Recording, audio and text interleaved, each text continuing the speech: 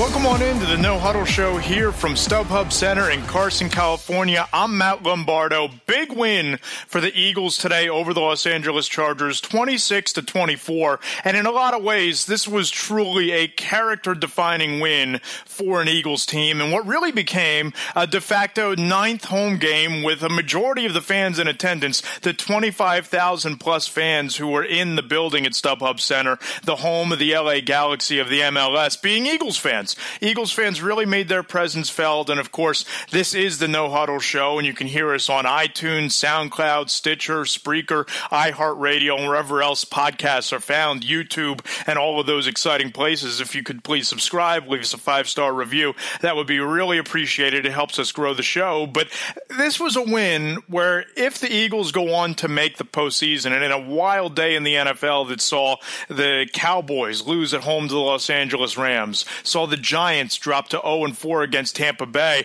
and in the NFC South, you saw the Buffalo Bills stun the Falcons in Atlanta. This is really an NFC that's wide open. It's a division that's wide open for an Eagles team that is sitting pretty at 3-1 after 4 weeks, and they have won 2 games in back-to-back weeks that were decided by a combined 5 points, 1 year after Carson Wentz and Doug Peterson and this Eagles team combined to go just 1-7 in games decided by 7 points or fewer. There are a lot of positives to take away from this game. There are a lot of reasons the Eagles fans should be excited about what happened in this game, and I think that it all starts and ends with their ability to run the football, specifically with LeGarrette Blount.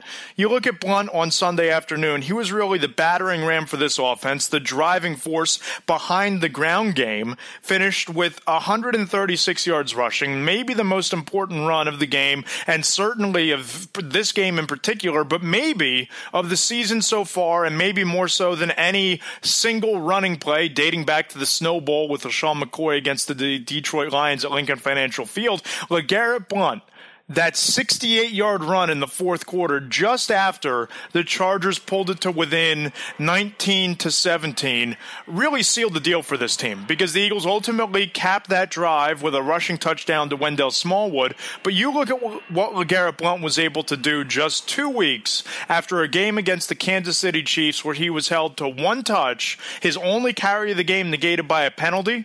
He comes out 2 weeks later and puts up a monster game, 136 yards rushing. He was running angry. It was a violent downhill running style, running over and through opposing linebackers and safeties and defensive tackles. According to Pro Football Focus, Blount actually picked up 127 of his 136 rushing yards after contact, which when you think about that, that's pretty astonishing compared to where LeGarrette Blount was just 2 weeks ago and what the Eagles have been over the last 2 games. Corey Clement, the undrafted rookie free agent running back, said afterwards that this team really fed off of the fact that Blount was running, quote-unquote, pissed off in this game. He was running through people, running over people. He wasn't going to be denied. And at the end of the day, it was that ground attack, that running game that paved the way for this offense. And it was a solid effort from all the running backs to combine for 136 yards for Blount and a total of 212 yards total for Smallwood and Clement and Blount combined. That's a big step forward, particularly for an offense that 2 weeks ago had people picketing outside of the NovaCare complex calling for Doug Peterson to run the ball more effectively, to run the ball and have a more balanced offense. That's what we've had over the last 2 weeks.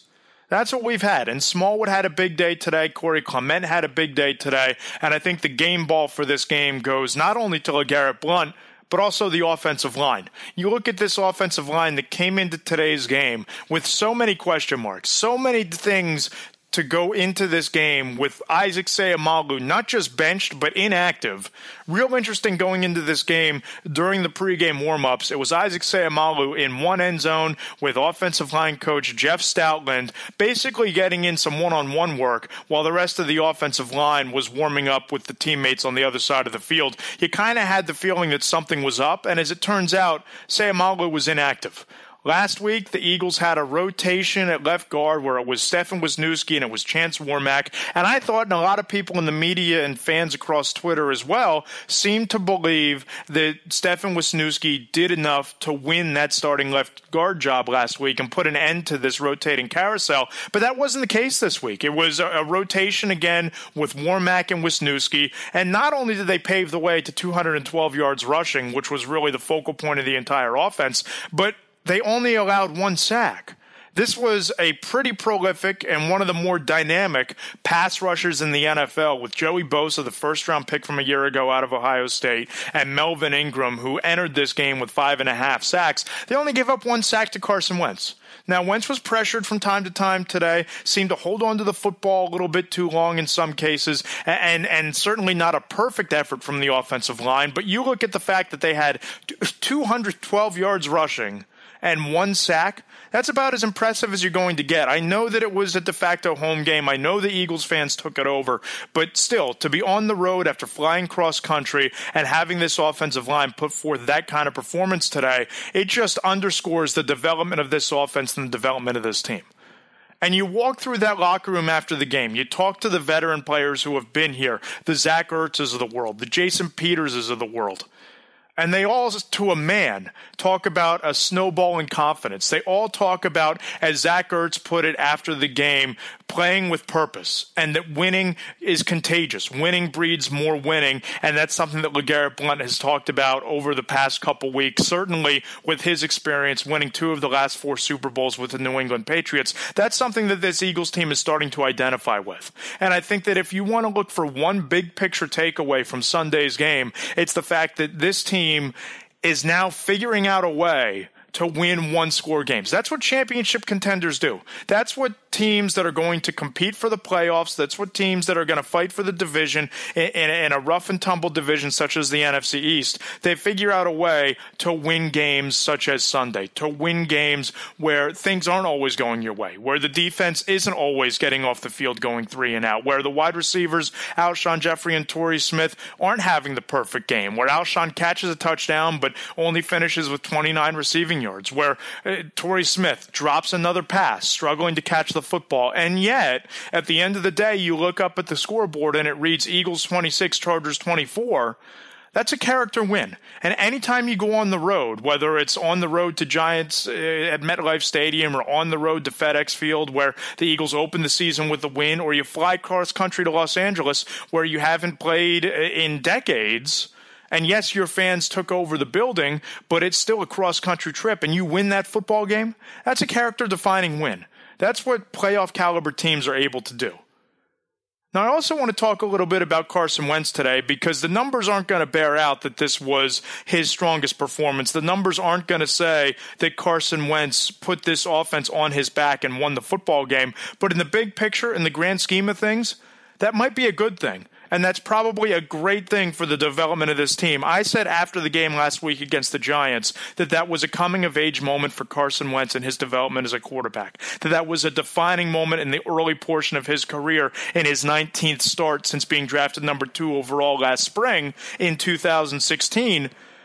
But today, it was a coming-of-age moment for the entire team because he didn't have to do it all. That Doug Peterson didn't put the weight of the world, the weight of the offense on Carson Wentz's shoulders, and he went out there and had a modest statistical performance, 17 of 31 for 242 yards passing and 1 touchdown. But number 1, he led a fourth-quarter scoring drive when the Chargers looked like they seized the momentum. Number 2, he had a turnover-free game for the second consecutive week. And number 3, it's the second time in as many games that he orchestrated a win in a game that was decided by 7 points or less. I know I keep talking about that during this podcast, but that's huge. This was not necessarily, and he shouldn't have been expected to be in his rookie season, this was not necessarily a clutch quarterback last year.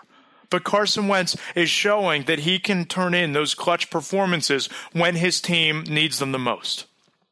That's what he did on Sunday. That's what he was able to do for this offense because the numbers weren't gaudy. The statistics weren't going to bowl you over. They weren't overwhelming. But when the Eagles needed a big throw, when Carson Wentz needed to stretch the field, he did it, such as that big gain to Zach Ertz, and Ertz once again led the team in receiving. When they needed a scramble, Carson Wentz dove to the sticks and moved the chains and got a first down in a drive that could have stalled otherwise. So it wasn't a statistical masterpiece, but this was the type of win that the Eagles can hang their hats on and say, not only are we developing and coming together as a team, but this quarterback continues to show why we drafted him number 2 overall in 2016, continues to show why he has all of the trappings to be a franchise quarterback and why people by and large are so excited about him. I thought this game was won by the offense, just like last week. I thought against the Giants that it was the defense holding serve at the end of at the end of the first half when they stopped the Giants on the 1-yard line after Doug Peterson's mysterious 4th and 8 decision, and then came back out after halftime and held the Giants to 3 and out, and did enough in that second half to win the game despite giving up 21 fourth-quarter points. I thought that today the Eagles won the game in spite of their defense. I didn't think the defense played particularly well. I know they only gave up 58 yards rushing to Melvin Gordon, but Gordon isn't necessarily a top-flight running back in this league. I thought in a lot of ways the secondary, the flaws in the secondary, the holes in the secondary due to injury, with Ronald Darby still being out, with Corey Graham being out, with some of the depth being depleted there with Jalen Watkins. I thought that they were kind of exposed today, particularly Rasul Douglas, and Jalen Mills had a decent game, late in the fourth quarter, but I thought he didn't play all that well other than a nice pass break up along the sideline. Rasul Douglas got beaten on a double move on a long touchdown to Tyrell Williams, and that just goes to show you that speed at the wide receiver position is going to be an Achilles heel for this secondary. I like Rasul Douglas. We've talked about ever since training camp that he's a physical corner, that he can be a little bit grabby at times. He'll make a big play for you, as he did last week with the interception off Eli Manning.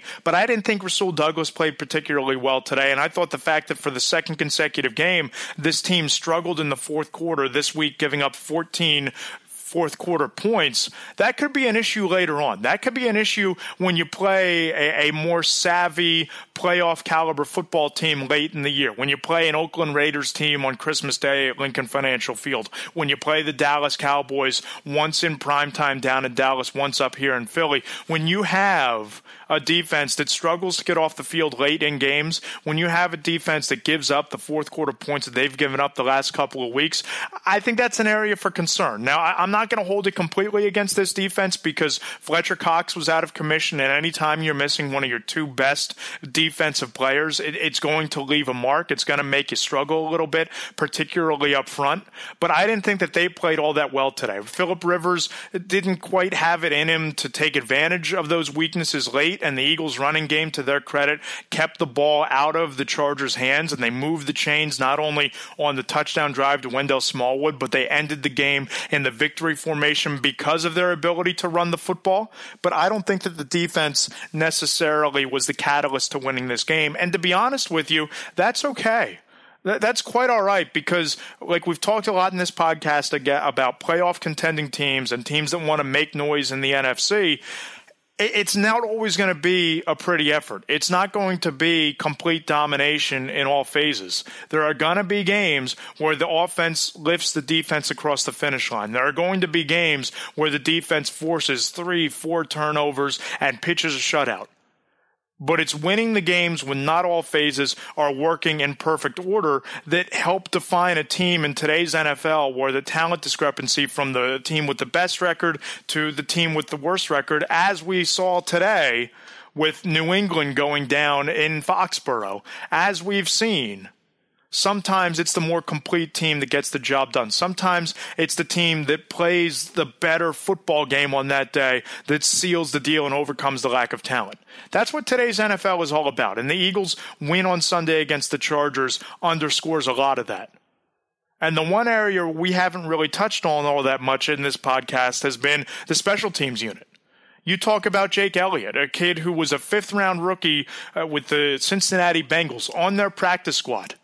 Caleb Sturgis gets hurt in week 1. The Eagles scoop him up. He comes in his second game, 1 week after missing a 30-yarder against the Chiefs, comes in after missing a field goal earlier in the game, knocks a 61-yarder, lifts the Eagles to a victory last week, 27-24. And here again, in Los Angeles against the Chargers, a 4-for-4 day, a 52-yard field goal with plenty of leg. He's becoming a folk hero in this town. And you think about that, a 52-yard field goal, a kicker who you have the confidence in sending out there from 50 yards, from 60 yards. That takes a lot of pressure off your offense, and it certainly takes a lot of pressure off your defense when you can score on special teams. When you can have a field goal who can be that dynamic, a field goal kicker who can be that dynamic from that distance. That certainly goes a long way towards you establishing yourself as a complete team, a team that can beat you in all phases. And that's what I really think the Eagles are turning into right now. And lastly, I think we have to talk a little bit about Doug Peterson. Because Doug Peterson is a head coach who hasn't been given that much latitude from the fan base, who's taken on a lot of criticisms from Eagles fans over the last 2 or 3 weeks, and certainly over the 3 weeks to open up the season. There were people picketing outside of NovaCare calling for him to run the ball more often than he did. And what happens? Last week, the Eagles respond in kind and run for 193 yards against the Giants. This week, it's 214 yards. It's a balanced attack. They spread the ball around, but even more so, Doug's instilling an attitude on this team.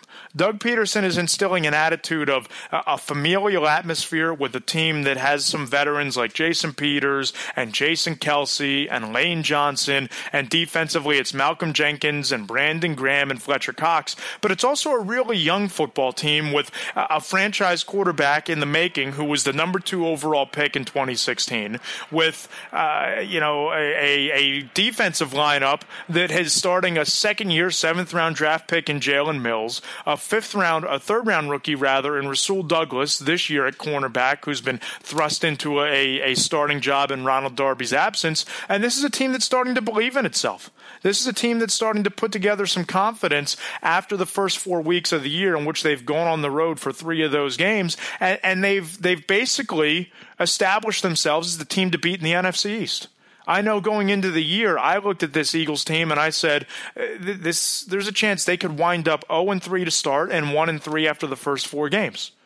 They flipped that on the head, and they're 3-1. They're atop the NFC East, and they have a lot of momentum in their sails. And as we talked about, as Garrett Blunt has said, winning is contagious, and winning breeds more winning. And that attitude, in a lot of ways, starts at the top. It starts with the head coach. They were 7-9 a year ago, and last week we can talk about all of the mysterious decisions that Doug Peterson has made. We can talk about the blunders last season with some of the dumbfounding, challenging calls and decisions to go for it or not go for it. But I thought Doug had a masterful game plan against the Chargers. I don't think that you can point to any aspect of Sunday's game, at least from an offensive standpoint, and say that, Doug didn't do the right thing. I thought his play calling was as balanced as you're going to get. You talk about a team that has struggled to run the ball in the past, and Carson Wentz dropped back to pass it today 37 times.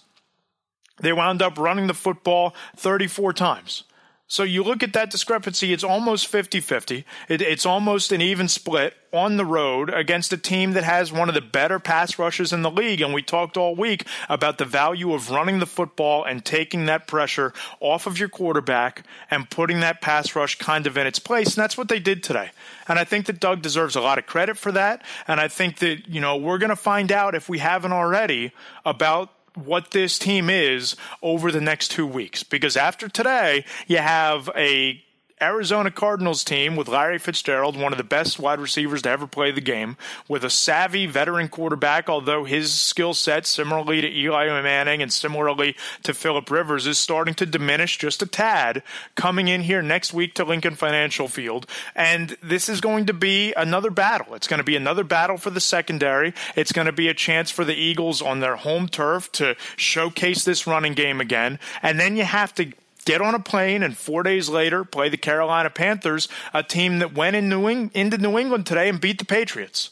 And Cam Newton is playing some terrific football, and they're incorporating their rookie running back Christian McCaffrey into the fold pretty well through the first quarter of the season. But 2 games in 8 days is always a challenge. 2 games in 4 days, rather, is always a challenge when you go from Sunday at home to Thursday night on the road. But there's nothing that we've seen from Doug Peterson over the first 4 games, or at least over the last 2 weeks against the Giants and now against the Chargers, that makes you think that they're not up to that challenge, that makes you think that they're not going to give their best shot to Arizona and then pick themselves right back off the canvas and go down to Carolina.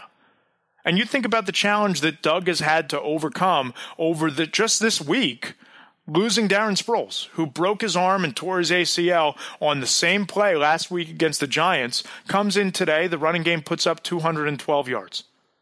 Balanced offensive attack, gets all 3 running backs involved, and you wouldn't have even noticed that Darren Sproles was absent if you didn't know, just looking at the numbers, if you didn't know that he was out with those injuries. And that's a testament to the head coach. It's a testament to the head coach getting this game plan in place for exposing some of the weaknesses in the middle of that San Diego defensive line and capitalizing on them, and getting this offense ready to play without one of its most respected leaders and its most dynamic weapon. So this was a big win for the Eagles, and I think that at 26-24 over the Chargers, at 3-1 is their record on the year, first place in the NFC East, they are rightfully considered the favorite to win the division at this point. And we're going to look back at this stretch against the Giants and against the Chargers, and we're going to say that these were the 2 weeks where the Eagles really turned the corner on their season. These were the 2 weeks where Carson Wentz showed that he can win you tight games. These were the 2 weeks where you saw the running game assert its dominance and you saw LeGarrette Blount become a focal point.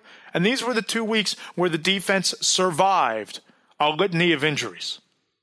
So there you have it here from StubHub Center in Carson, California. Eagles beat the Chargers 26-24. I'm Matt Lombardo. Be sure to leave us that 5-star review. Let us know what you think of the show. Subscribe on iTunes, Stitcher, Spreaker, SoundCloud, iHeartRadio, all of those fun places. I'll be back with Elliott Shore-Parks later in the week. Thanks for listening. We'll talk to you later on from the NovaCare Complex.